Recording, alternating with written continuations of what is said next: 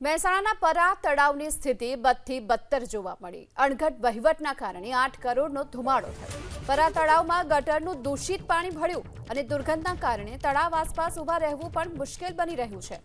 વરસાદી લાઇન મારફતે ગટરનું પાણી તળાવમાં ઠલવાય છે। ગેરકાયદે જોડાણ શોધવા માટે મનપા કાર્યવાહી કરશે। જો કે સૌથી મોટો સવાલ એ થઈ રહ્યો છે કે શું મહાનગરપાલિકા ઊંઘતી રહી અને આ પ્રકારે જે ગટરના દૂષિત પાણી છે તે આ પાઇપલાઇન મારફતે અહીં છોડવામાં આવ્યા અને તેના કારણે જ આ પરા તળાવમાં ગંદકી જોવા મળી રહી છે, દુર્ગંધયુક્ત પાણી જોવા મળી રહ્યું છે।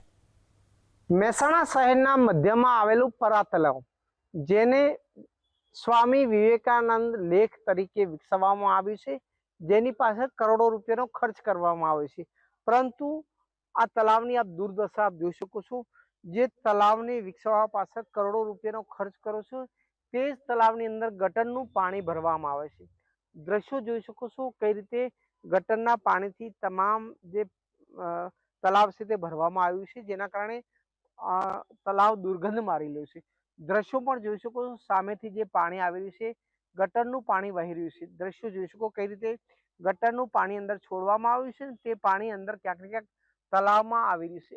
આ જ રીતે ગટરની લાઈનો જ્યારે ખોલી દેવામાં આવે છે ને, તેનું ગંદુ પાણી તળાવની અંદર નાખવામાં આવે છે, જેના કારણે ક્યાંક ને ક્યાંક સ્થાનિકો પરેશાન છે, કારણ કે તળાવ છે દુર્ગંધ મારે છે।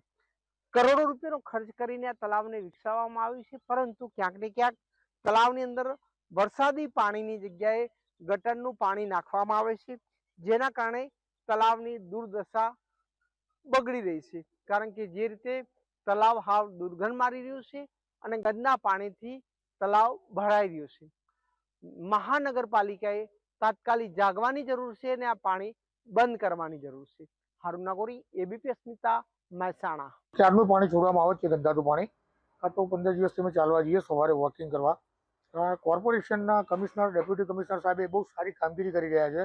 અંદરથી વેલ સાફ કરાવી, આ કરાવી, ત્યારે ખબર પડી કે ગટરનું પાણી અંદર જઈ રહ્યું છે, એ દુર્ગંધ બહુ મારે છે। તો આટલા રૂપિયા ખર્ચા તળાવ બનાવવામાં, તો મારું એવું કહેવું છે કે કમિશનર સાહેબને, ડેપ્યુટી કમિશનર સાહેબને આવા કોન્ટ્રાક્ટરોને તાત્કાલિક બ્લેકલિસ્ટ કરી દેવા જોઈએ। અમે પણ સવારે ચાલવા આવીએ છીએ।